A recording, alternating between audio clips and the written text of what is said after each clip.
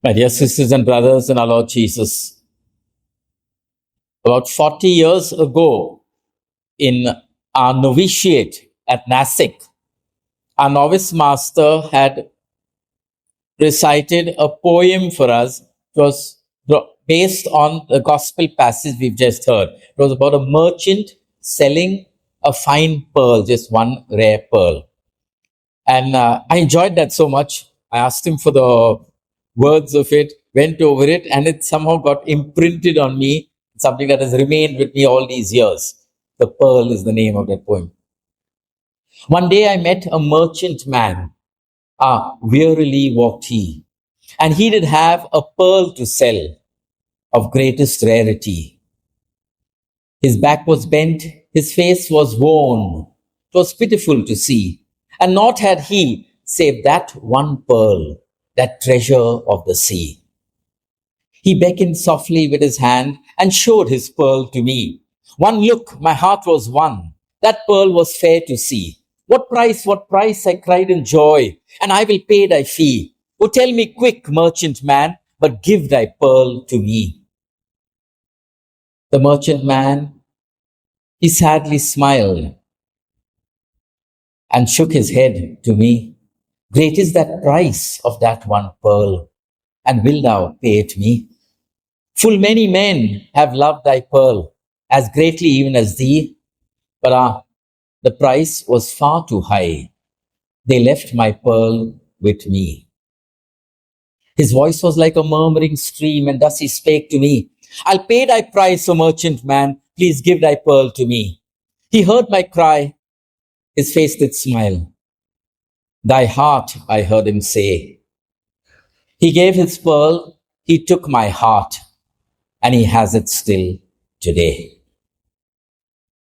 My dear sisters and brothers, this short little poem, based on that parable we've heard of the merchant and the pearl, it communicates to us this beautiful message that Jesus was talking about the kingdom and about that relationship with God. The pearl is that, the kingdom of God and being in a constant communion with the Lord, being in a close union with the Lord. That is the pearl.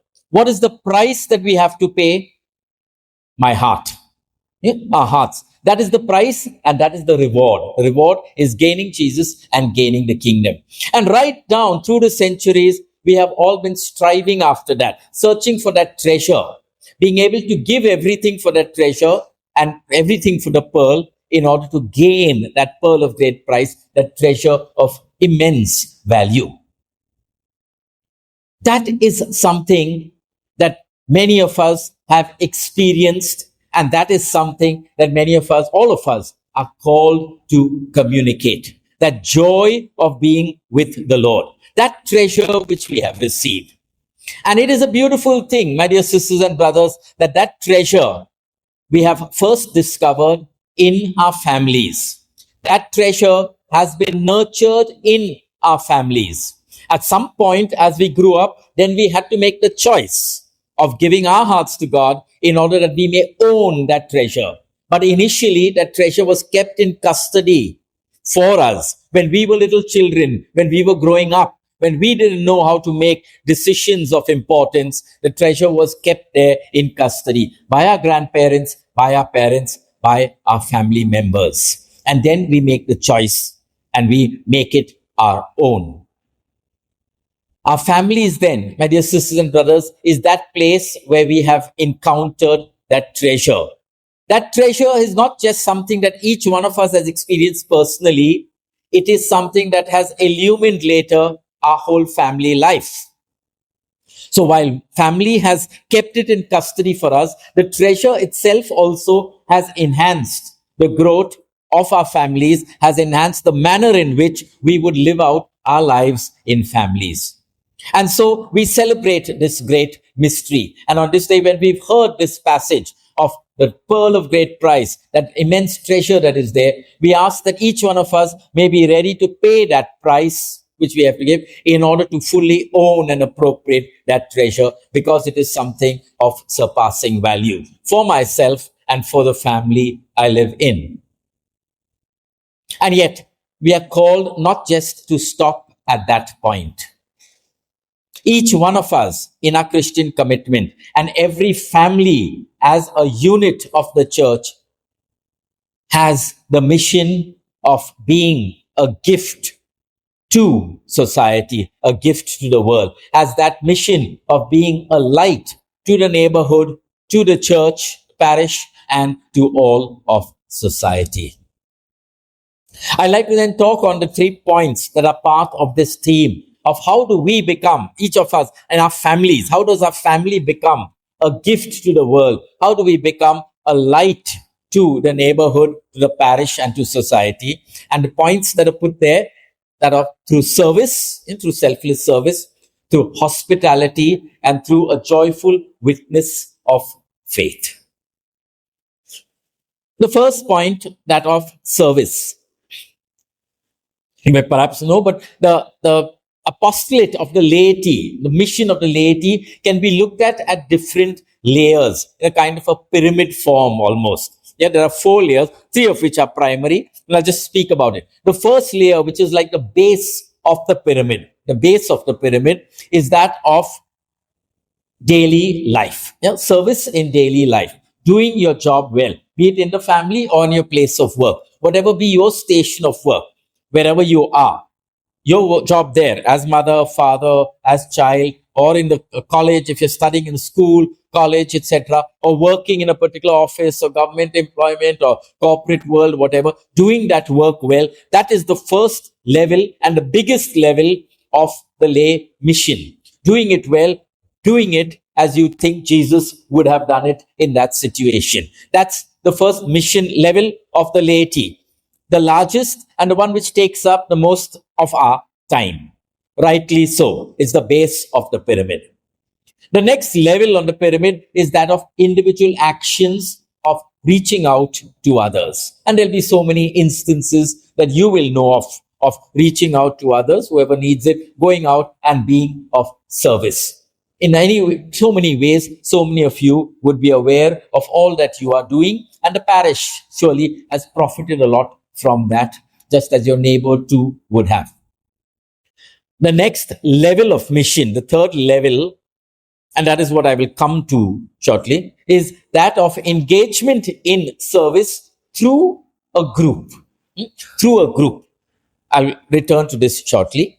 And the fourth level, which very few are called to, not everybody is called to it, is that of, we may say, advocacy or pushing for structural change, societal change, pushing for, so at the level of, lobbying with the government, so be it in, maybe lawyers and those who are engaged in civil work, service at a high level, pushing for changes in laws, implementing laws that can be of benefit to many. Not all are called to that, so we'll leave that aside for now. But some of you might be in such positions to influence society at that fourth level.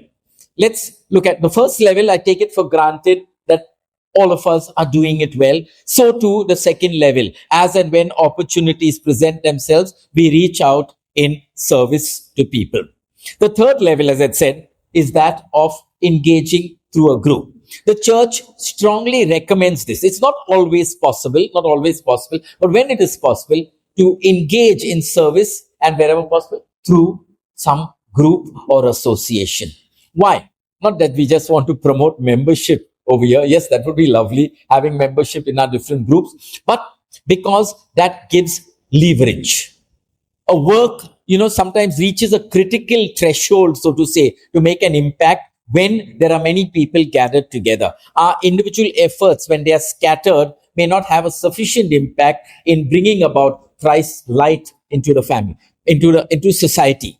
But when we are able to do so as a group, then there is that sometimes a critical mass which is reached, which enables an impact that is larger than just the sum of the individual efforts. Surely, there are so many ways in which you can engage in these associations and different works there. And I don't say it does not only have to be in the parish. It could be in the parish. Yes, you will have so many works which are, honored by the tradition of the church, and you'll have reaching out. So SVP, and then through the small Christian communities, you'll have so many actions which are there, Legion of Mary, etc. More recently, something like the Bombay Catholic Sabha I'm happy to know that St. Anne's also has a Care for Creation group, because since that's what I am to promote at the diocese, I always take a chance to promote that. So I'm glad that there is, this environmental group here also engaged in activities, and that's part of our mission. So there are many ways in which we can get involved, or even through some group outside. But where does the family come in this? I would like to urge all of you to look and see in what way can our family members be engaged in it. And sometimes it's not possible for everyone. It's not possible for everyone, because we can't say we'll all go out and do that. There may be aged or sick people at home that need care. There may be need for constant work going on in the house at that moment. But can the family, some in the family, be engaged at that third level of mission, at that third level of apostolate, supported by the other members of the family who sometimes take the back seat, knowing that they also serve, who only stand and wait? Can we look at that as one of the challenges that our families can take? Greater engagement in group apostolates, knowing that this will enable a greater impact of the church at large, impacting society, impacting our neighborhood. As I say, the family comes in here by supporting that one or two members. Maybe if all can get involved, wonderful, but that's not always possible. But the rest of the members of the family supporting that one or those two people who can be more fruitfully and actively engaged in the apostolate. That's the first thing at the level of service. The second point is that of hospitality. And things have changed. Things have changed today. And many of us would recall the earlier times, if you're as old as me or more senior, you'll recall the times when our homes were open. Yeah, I can think of it that the place where I lived in St. Martin's Road, I would think, except for night time, our door was more open than closed. Yeah, and either some people are passing by, somebody will drop in, and on the way to market, coming back, or somebody's bought something, we bring it out, share there. Mommy will give them something. There's sharing. Those days we can't really bring them back. Today it's not safe to just have a house, a door open like that all the time, people coming in and out, etc. But there was a certain way of life at that time. We can't recapture that way of life. No, because things have moved on. Our structures of our houses, etc., are different today. But what we have to recapture is the spirit that animated that hospitality of those times. And hospitality does not just mean having somebody come over, offering cold drink and offering some snacks or things like that, or just, having someone there as a guest. Hospitality is an attitude of making space for the other. We did that in a physical way earlier in our homes when people visited and then they were there as guests. That may not always be possible, but the attitude is that of making space for the other. And this is something that we need to first of all start doing in our families, so that our interactions when we move out as a family will be sort of animated by that attitude of making space for others. An attitude that comes from a sense of generosity. Freely have I received, freely will I give. I have received without pay, I give without pay. That is what hospitality is based on. Offering what you have. It may not be, as I said today, it may not be material things, but it is whatever it may be. A listening ear, some time, some reaching out when I can. Doing it in the spirit of hospitality, the spirit of gratuity, the spirit of generosity. I have received without pay, I give without pay. But this attitude will come in only if we first cultivate it in the family. If we are to be hospitable to others, that means generous in our attitude towards others, we need to do it first and foremost in our families itself. Not taking others for granted, but giving our services, helping one another without expecting, okay, today I did the dishes, tomorrow's your turn. Yes, it's good to have certain structures and whatever may be necessary, but at times to just reach out beyond the structures, beyond the rules, that gratuity of service. if that attitude is built up in a family, not counting the cost. That beautiful prayer is there. Lord, teach me to be generous, teach me to serve you, to give and not to count the cost. That attitude that because I have received, I want to give. Let us cultivate that in our families. Again, I repeat, not in terms of material things, but in terms of offering who we are, our services, our time, our talents. When that becomes an attitude in the family, it will further spill out. And then when we go in for service, which I mentioned there, we go to serve, we will do it without expectation of reward, knowing that just the service itself is reward, and knowing that at some time in the past and at some time I have been the recipient of free service given to me. At some time in the future, I will receive service freely given to me. Today, it's my turn to give service freely. The attitude of hospitality, making space for the other. And the third area we are asked to look at is that of joyful witness of the faith. Here, I'm not going to be able to list out to you in what way you can be a joyful witness to your faith. Wherever you are, in your neighborhood, in your place of work, you're meant to do it. This will only happen, my dear brothers and sisters, it will only happen if I am rooted in that faith. If I'm so confident about my being rooted in Christ Jesus, that I'm not worried about how it will come across there. It will come across well because I want to communicate that experience.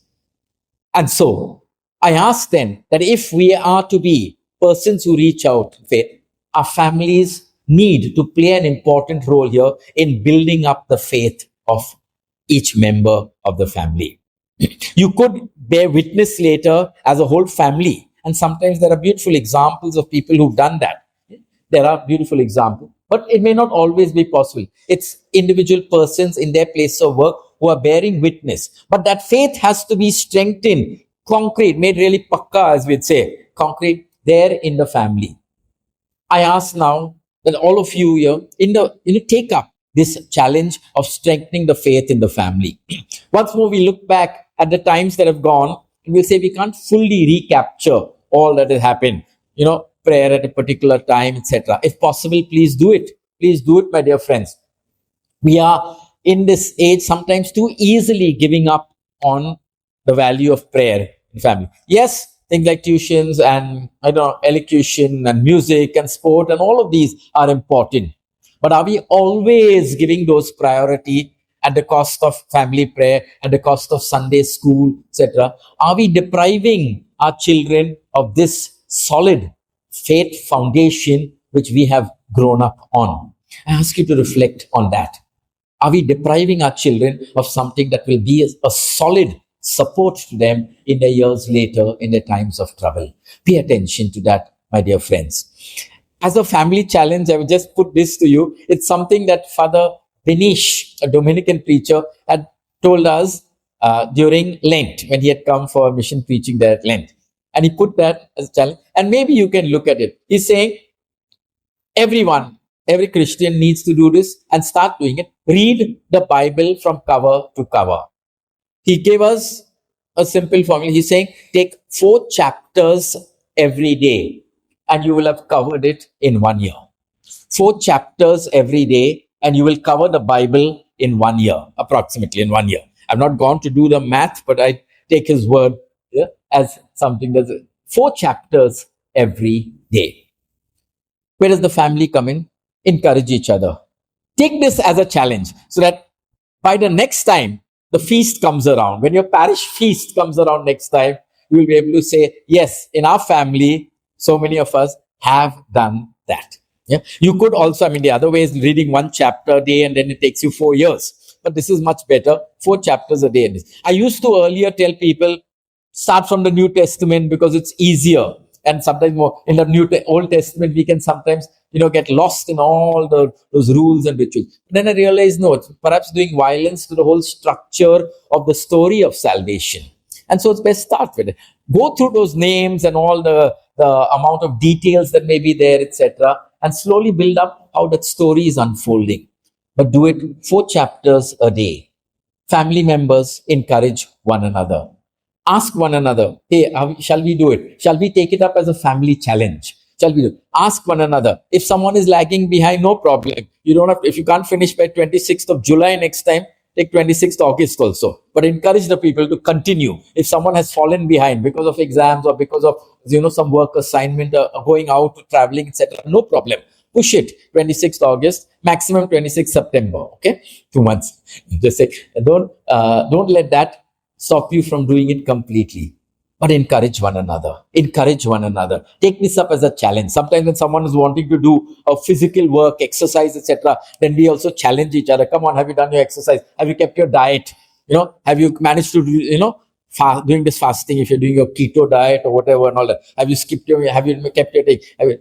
If we are doing that for the physical health, can we try that also, encouraging one another for our spiritual health, for our spiritual growth? It's a beautiful challenge which we can take up, and you'll see the fruits of it, not just after 1 year, but already through the process. Then you will be able to reach out in being a joyful witness to the faith, because you have already made your faith strong in your life. I just summarize once more. What could we do so that our families can be, that's the theme, that our families will be a powerful witness, a powerful impact, a gift, a light to the parish, to society at large, the neighborhood, and then society at large. I said in service, looking at that point of encouraging a family member to engage in service through a group, be it a parish association or a group that is involved, an NGO or something that is involved there, because that has better impact. Don't worry if you can't do it. Continue doing it at the level of individual action, but try to promote this, working through a group. The second, cultivate that attitude of hospitality, that attitude of receiving freely, giving freely, the attitude of making space for the other. And finally, 4 chapters of the Bible every day. You'll become automatically, your whole family will become automatically a powerful witness of God's love. We ask that, like Solomon, for that gift of discernment, the gift of wisdom, that we will be able to take the right decisions that will help our family to grow into what it is meant to be, light of the world.